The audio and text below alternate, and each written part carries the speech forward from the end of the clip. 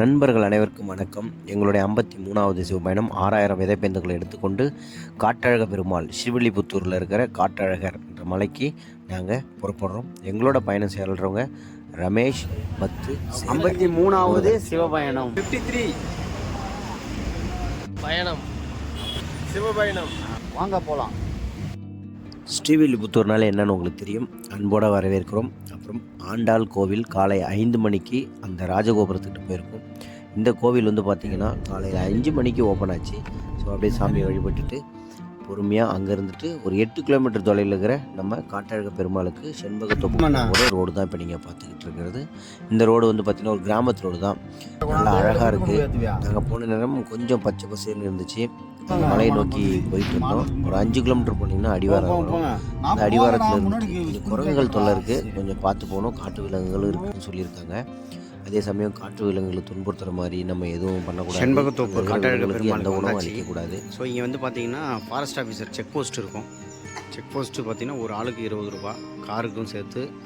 So இங்கே இந்த வண்ணச்சாவடி வண்டியை தரவாக செக் பண்ணுவாங்க.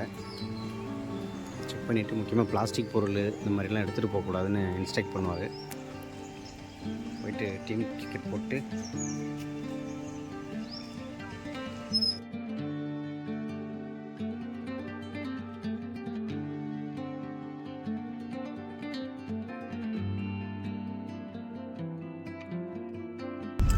ஸோ 53வது சிவபயணம் காட்டழக பெருமாளுக்கு நாங்கள் 2வது முறையாக வரோம்.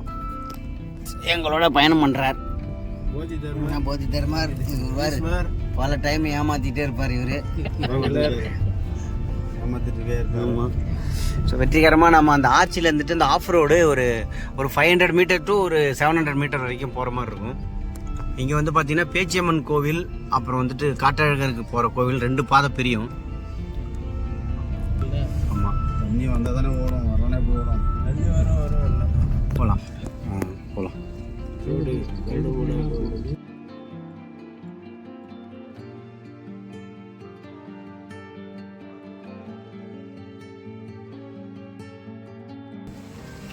டோட்டலாக வெஹிக்கிள் ஆஃப் ரோடு தான். ஸோ காரில் வரவங்க பார்த்தா வரணும். கண்டிப்பாக பள்ளம் மேடுமா இருக்குது. ஹாய், செண்பகத்தோப்புக்கு நடந்து போயிட்டுருக்கோம். பின்னாடி வந்துட்டுருக்காங்க.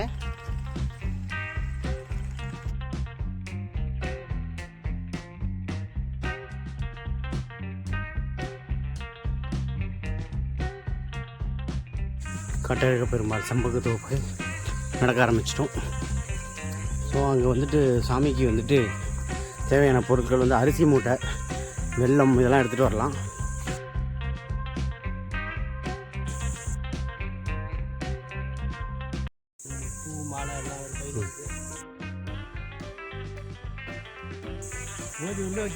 இது இந்த போறாரு பாருங்க, அவர் தான் குரு.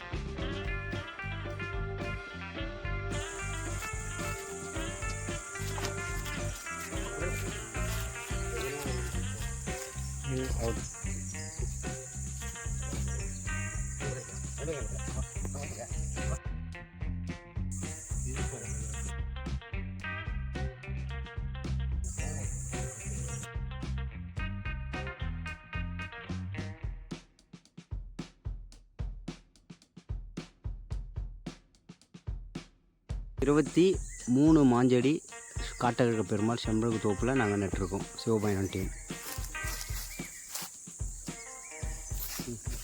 தொடரும் எங்கள் சிவபயணம், தொடரும் எங்கள்.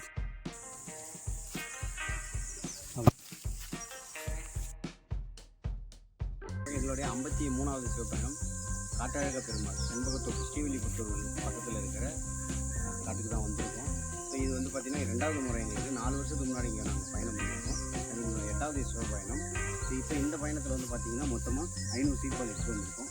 ஸோ இது மொத்தமாக பார்த்திங்கன்னா 6000 சீட் பால் இந்த மலையில் நாங்கள் விதைக்கிறோம். மொத்தமாக 6000.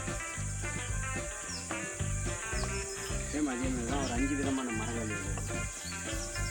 இயற்கையை பாதுகாப்போம், அடுத்த தலைமுறைக்கு விட்டு செல்வோம். தொடரும் எங்கள் சிவபயணம். இதெல்லாம் கரெக்டாக வந்து கிடையாது. என்ன தொடரும் நீங்கள் சிவபயணம்.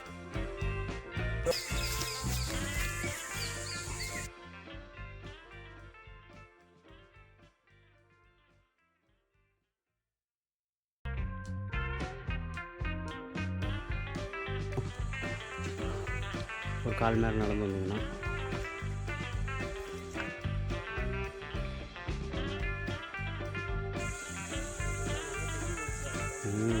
தண்ணி மான் பார்த்த ஞாபகம் இருக்கா போது நீங்கள் எங்கேயும் மான் பார்த்தோமே திடீர்னு ஓடிச்சு தெரியுமாம்மா வந்துட்டியா?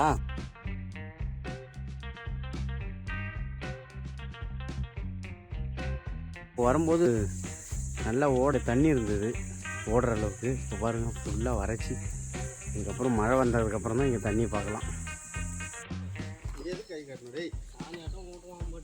அப்படியா போட்டதை பார்த்துருக்கீடா?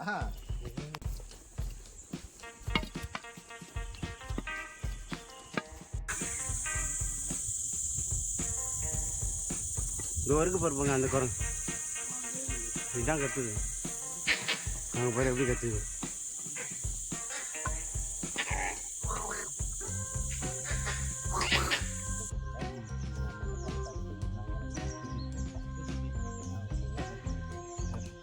இருக்கோம், அதாவது மேற்கு தொடர்ச்சி மலை காட்டில் இருக்கோம். இங்கே பார்த்தீங்கன்னா நாங்கள் பாம்பு பிடிக்கிறவரை கூட வச்சுன்னு வந்திருக்கோம். ஸ்னேக் கேச்சர் இங்கே பாருங்க, இவர் தான் நல்லா ஊதி ஊதி பிடிப்பார் பாம்பை.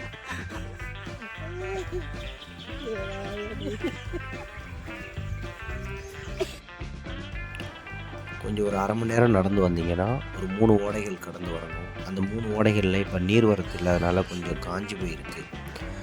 ஸோ அந்த இடம்னா பச்சை பசேன்னு இருக்கும். இங்கே நம்ம ரெஸ்ட் எடுத்துகிட்டு அதுக்கப்புறம் நடக்கலாம். நல்லா அழகாக இருந்துச்சு. நாங்கள் கொஞ்சம் நேரம் ரசிச்சுட்டு அதுக்கப்புறம் நடக்க ஆரம்பித்தோம். இதில் வந்து பார்த்திங்கன்னா கோவிலில் ஜென்ரேட்டர் பழுதாக இருந்தது. அதை தூக்கிட்டு பாவம் ரொம்ப கஷ்டப்பட்டு வந்துட்டு இருந்தாங்க அங்கே ஊர் மக்கள், கோவில் நிர்வாகத்தில் இருக்கிறவங்க போல். அதை இங்கேருந்து கீழே தூக்கிட்டே போயிட்டு சரி பண்ணிட்டு மறுபடியும் மேலே கொண்டு வரணும். சோலார் சிஸ்டம் இல்லை. யாராவது விருப்பம் இருக்கிறவங்க கோவிலுக்கு சோலார் வந்துட்டு நம்ம கொடுக்கலாம். இது வந்து நுபுரா கங்கை சொல்லுவாங்க, உங்களுக்கு தெரியும். இப்போ எங்களுடைய சிவபயணம் வந்துட்டு இப்போ செண்பகத்தோப்பு கொஞ்சம் காட்டாடுற மாதிரி இது எங்களுக்கு 2வது முறை. 4 வருடத்துக்கு முன்னாடி இங்கே நாங்கள் வந்திருந்தோம். இதே மாதிரி இங்கே நுபுரா கங்கை நாங்கள் குளித்தோம். ஆல்ரெடி அந்த வரலாறு உங்களுக்கு நான் சொல்லியிருக்கேன். அந்த லிங்க் உங்களுக்கு நான் கொடுக்க அதை பார்த்துக்கோங்க. இது இந்த நுபுரா கங்கையோட வரலாறு என்னன்னு பார்த்தீங்கன்னா, ஒரு மகரிஷி வந்துட்டு பார்த்திங்கன்னா தவளை வரமாக மாறிடுவார். தவளை வரத்துலேருந்து மனிதனாக மாறணுன்னா இந்த கங்கையில் வந்து குளிக்கணும் அப்படின்னு சொல்லிட்டு விஷ்ணு சொல்லியிருப்பார். ஸோ அதனால் இந்த கங்கையில் குளித்து அவர் வந்து மனித உருவம் எடுத்ததாக ஒரு வரலாறு குறிப்பிட்டிருக்காங்க. அந்த வரலாறு கூட உங்களுக்கு நான் காமிக்கிறேன். ஸோ அதனால் இங்கே குளித்தா நம்ம பாவங்கள்லாம் போகி நம்மளுக்கு தோஷம் நீங்கி புண்ணியம் கிடைக்கும் அப்படின்றது பெரிய ஐதீகம். அதனால் நாங்கள் வந்து குளித்தோம். தண்ணி நல்லா இருந்தது குடிக்கிறதுக்கு. தாராளமாக குடிக்கலாம். கொஞ்சம் ஃபில்ட்ரு பண்ணி குடிங்க, ஒரு வடிகட்டி வச்சு குடிங்க, ரொம்ப நல்லது. சளி எதுவும் பிடிக்கல, நல்லா இருந்துச்சு. அதுமாதிரி இந்த இதில் குளிச்சுட்டு தான் மேலே கோவிலுக்கு போகணும். வாங்க அந்த 240 படிக்கட்டு ஏறி கோவிலுக்கு போகலாம். நம்ம செண்பகத்தோப்பு காட்டூர் கோயிலுக்கு வந்துவிட்டோம். நுபுரா கங்கையில் குளிச்சாச்சு. இப்போ பார்த்தீங்கன்னா இந்த படிக்கட்டு ஏறி போக போகிறோம். இந்த படிக்கட்டு பார்த்தீங்கன்னா 247 படிக்கட்டு இருக்குது. அது எப்படி பார்த்தீங்கன்னா இது 247 தமிழ் எழுத்துக்கள் இருக்குது. அதை மீன் பண்ணி தான் இல்லை நம்ம இந்த 247 படிக்கட்டு வச்சுருக்காங்க. நம்ம இந்த படிக்கட்டுனா ஏறி போக போகிறோம். ஓகே. உயிரெழுத்து, மெய்யெழுத்து, ஆயுத எழுத்து இதெல்லாம் கலந்து தான் மொத்தமாக 247 எழுத்துக்களும் சேர்ந்து. ஸோ தமிழ் எழுத்துக்கள் எல்லாத்தையும் கணக்கு பண்ணுறதா 247 படிக்கட்டுகள். சரி வாங்க நம்ம போவோம்.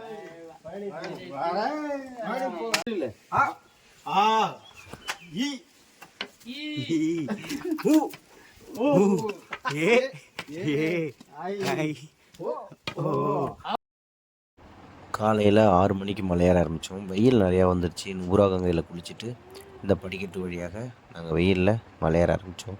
ஸோ கோவிலுக்கு தேவையான பூஜை பொருட்கள் வாங்கிட்டு அப்புறம் அங்கே பொங்கல் வைக்கிறதுக்கு தேவையான அரிசி, பருப்பு, அப்புறம் வந்து பார்த்திங்கன்னா அந்த வெல்லம் இதெல்லாம் வாங்கிட்டு கோவில்கிட்ட வந்துட்டோம். இதோ நீங்கள் பார்க்குறது தான் அந்த அழகான காட்டழக பெருமாளுடைய கோவில் கோபுரம்.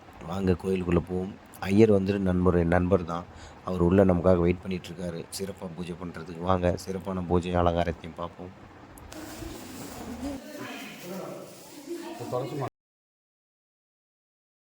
மலை உச்சிக்கு வந்துட்டிங்கன்னா அந்த மலைக்கு மேலே பார்த்திங்கன்னா பெருமாளுடைய உருவம் தெரியும், அழகாக படுத்துட்டு மாதிரி. அதேமாதிரி நம்ம கோவிலுக்குள்ளே பார்த்திங்க அப்படின்னா மீன் சின்னம் இருக்குது பாருங்களேன். பாண்டிய மன்னன் கட்டின கோவிலுன்றதான அடையாளம். அழகாக மீன் சின்னம். வந்தோம், பூஜை சிறப்பாக முடிஞ்சுது. மறுபடியும் எங்களுடைய 6000 விதைப்பந்துகளும் மற்றும் 23 மாமரக்கன்றுகளும் இந்த காட்டில் நட்டுட்டு நாங்கள் வெற்றிகரமாக எங்களுடைய பயணத்தை முடித்து கொண்டோம். நன்றி. தொடரும் எங்கள் சிவபயணம். அடுத்து சந்திப்போம் ஒரு நல்ல வனத்தில். நன்றி.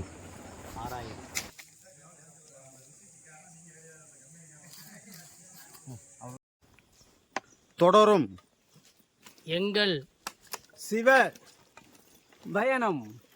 தொடரும் எங்கள் சிவபயணம்.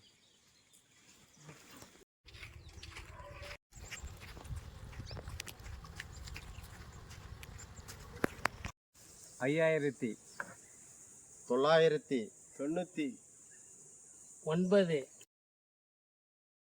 தென்னாடுடைய சிவனை போற்றி எந்நாட்டவர்க்கும் எவ்வளவு பெரிய மன வளர்ச்சியும் ஒரு ஆன்மீக தெளிவும் உயர்வும் இந்த நிலத்தில் இருந்திருக்கிறது என்பதற்காக சொல்லுகிறேன்.